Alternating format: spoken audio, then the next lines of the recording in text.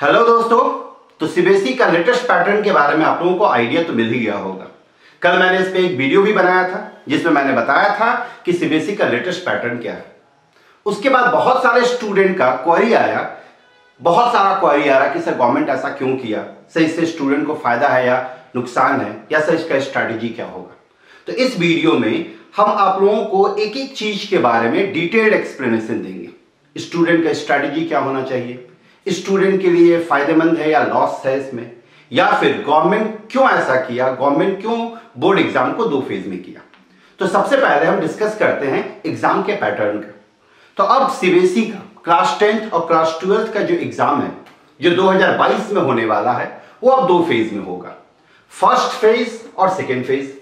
First phase का exam नवंबर दिसंबर में होगा और सेकेंड फेज का एग्जाम मार्च अप्रैल में होगा। फर्स्ट फेज का एग्जाम 90 मिनट का होगा और सेकेंड फेज का एग्जाम भी आपका 90 मिनट का होगा। फर्स्ट फेज का एग्जाम कंप्लीट ऑब्जेक्टिव रहेगा और सेकेंड फेज का एग्जाम जो होगा वो सब्जेक्टिव होगा। फिर सिलेबस जो है वो 50% आपका फर्स्ट फेज में रहेगा और 50% आपका सेकेंड फेज में रहेगा। मतलब कि इन दोनों फेज में कोई ओवरलैप नहीं रहेगा, मतलब सिलेबस में कोई ओवरलैप नहीं रहेगा। इसका पूरा चैप्टर अलग रहेगा और इसका पूरा चैप्टर अलग रहेगा, इन दोनों में कोई भी टॉपिक कॉमन नहीं रहेगा। तो ये था आपका जो सीबीएसई का लेटेस्ट पैटर्न है वो, जो कि 2 फेज में होगा। अब गवर्नमेंट ऐसा क्यों किया, सीबीएसई 2 फेज में एग्जाम अब क्यों ले रही है, इसके पीछे रीजन क्या है। हमेशा एक बार लेती थी लेकिन इस बार 2 बार क्यों किया गया। एक्चुअली लास्ट ईयर के बारे में आप लोगों को पता होगा कि सीबीएसई का बोर्ड एग्जाम हुआ ही नहीं, वो कैंसिल हो गया कोविड के वजह से। तो अब हर साल एग्जामिनेशन को कैंसिल करना पॉसिबल नहीं है। तो लास्ट ईयर क्या हुआ था, चूंकि सीबीएसई बोर्ड एग्जाम को कैंसिल कर दिया, अब उसको क्लास 12th और क्लास 10th का रिजल्ट देना।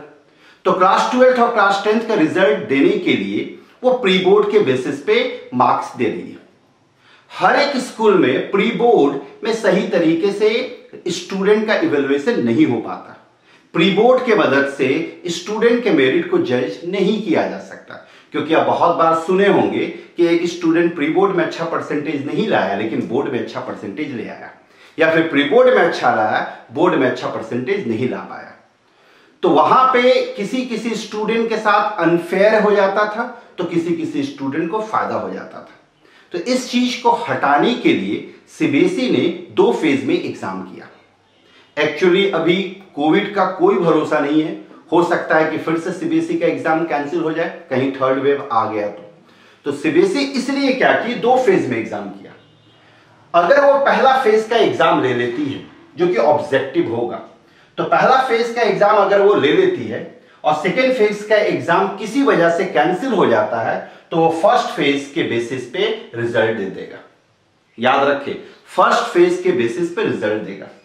फर्स्ट फेज ऑब्जेक्टिव करने के पीछे मेन रीजन जो है, एक्चुअली सब्जेक्टिव एग्जामिनेशन उतने स्टूडेंट का लेना पॉसिबल नहीं है ऑनलाइन एग्जाम, लेकिन ऑब्जेक्टिव एग्जाम ऑनलाइन लिया जा सकता है।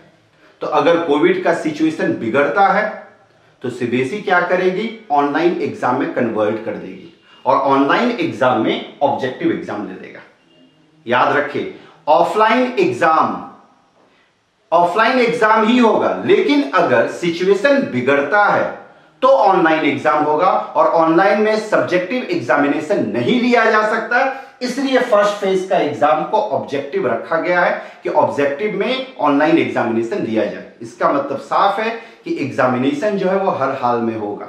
कुछ स्टूडेंट ये मन में बैठाए हुए थे कि एग्जाम फिर से नहीं होगा, कैंसिल हो जाएगा, लेकिन ऐसा नहीं है। सीबीएसई इस बार एग्जाम जरूर लेगी, इसलिए 2 फेज में बांटा है। ऑब्जेक्टिव देने के पीछे मेन रीजन यही है कि अगर सिचुएशन बिगड़ता है तो ऑनलाइन एग्जाम दिया जाएगा और ऑनलाइन में ऑब्जेक्टिव एग्जाम दिया जा सकता है, और अगर सिचुएशन ठीक रहता है, कोई प्रॉब्लम नहीं रहता है, तो फिर सेकेंड फेज का एग्जाम आपका सब्जेक्टिव होगा। तो ये था गवर्नमेंट का और सीबीएसई का स्ट्रैटेजी 2 फेज में एग्जामिनेशन लेने का कारण क्या था। अब स्टूडेंट के लिए ये गुड न्यूज है या बैड न्यूज है, तो ये जितने भी स्टूडेंट है सबों के लिए गुड न्यूज है। इससे आपका प्रेशर जो है वो कम हो जाएगा। अब जरा गौर करें, 50% सिलेबस 50% सिलेबस।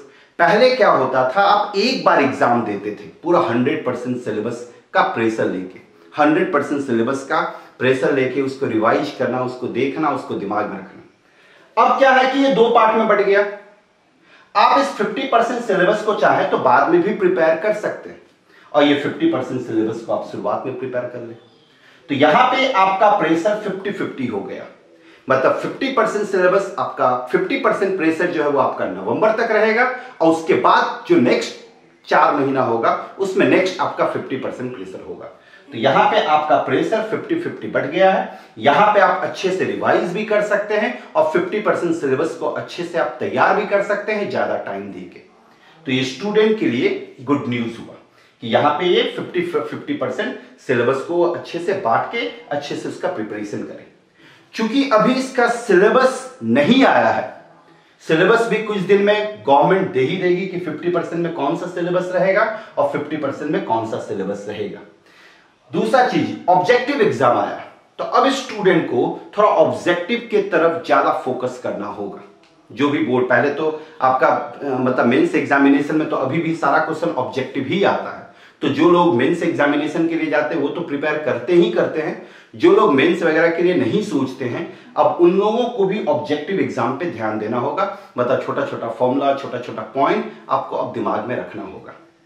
और एक चीज सबसे इंपॉर्टेंट स्टूडेंट के लिए, फर्स्ट फेज का एग्जाम उनके लिए सबसे ज्यादा इंपॉर्टेंट है। याद रखें, फर्स्ट फेज का एग्जाम उनके लिए सबसे ज्यादा इंपॉर्टेंट है।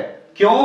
क्योंकि अगर किसी भी वजह से ये सेकेंड फेज का एग्जाम कैंसिल हुआ तो फर्स्ट फेज के बेसिस पे ही सीबीएसई रिजल्ट निकालेगी। इसीलिए फर्स्ट फेज का एग्जाम आपको पूरे ताकत के साथ और पूरे प्रिपरेशन के साथ देना है, ये याद रखें। अगर आप फर्स्ट फेज का एग्जाम खराब कर जाते हैं किसी भी वजह से, तो सेकेंड फेज का एग्जाम अगर किसी भी वजह से कैंसिल हो जाता है तो आपका रिजल्ट भी खराब हो जाएगा।